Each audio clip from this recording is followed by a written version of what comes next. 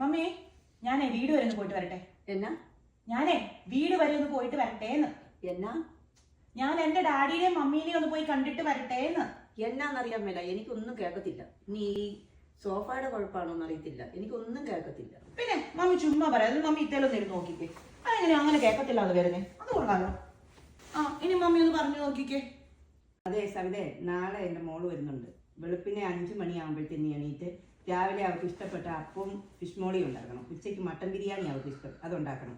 വൈകുന്നേരം ഒരു പിടിയും കോഴിയും കൂടി ഉണ്ടാക്കും. വെളുപ്പിനെ വേണമെങ്കിൽ 4 മണിക്ക് നീ എണീറ്റു. മമ്മി എന്നാ പറയുന്നത്? എനിക്ക് ഒന്നും കേൾക്കത്തില്ല. നാളെ എൻ്റെ മോള് വരുന്നുണ്ട്, അവർക്ക് ഇഷ്ടപ്പെട്ട ഫുഡൊക്കെ ഉണ്ടാക്കണം. വെളുപ്പിനെ നീ 4 മണിക്ക് വേണമെങ്കിൽ എണീറ്റു. മമ്മി പറഞ്ഞ് ശരിയാന്നാ തോന്നുന്നേ. ഈ കൗച്ചിന് എന്തോ ഒരു കുഴപ്പമുണ്ട്, ഒന്നും കേൾക്കാൻ പറ്റുന്നില്ല. നിങ്ങൾ എന്താ ഈ അമ്മായിമ്മയും മരുമോളും കൂടി ഇങ്ങനെ കേൾക്കാൻ പറ്റില്ല പറഞ്ഞു കുറെ നേരമായാലും നമ്പർ ഇടാൻ തുടങ്ങിയിട്ട്? എനിക്കെല്ലാം കേൾക്കാമല്ലോ. അല്ല ജിമ്മിച്ച, ഞങ്ങൾ ചുമ്മാ പറയണല്ല, ഇവിടെ ഇരുന്ന് ഒന്നും കേൾക്കത്തില്ല. പിന്നെ ഒന്നും കേൾക്കത്തില്ല. ആരും പറഞ്ഞൊന്നും കേൾക്കത്തില്ല.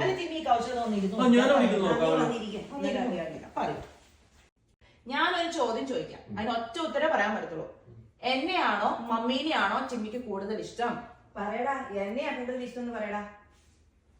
എന്നെയാണോ മമ്മീനെയാണോ ചിമ്മിക്ക് കൂടുതൽ ഇഷ്ടം? എന്നാ പറഞ്ഞേ? എനിക്കൊന്നും കേൾക്കത്തില്ല.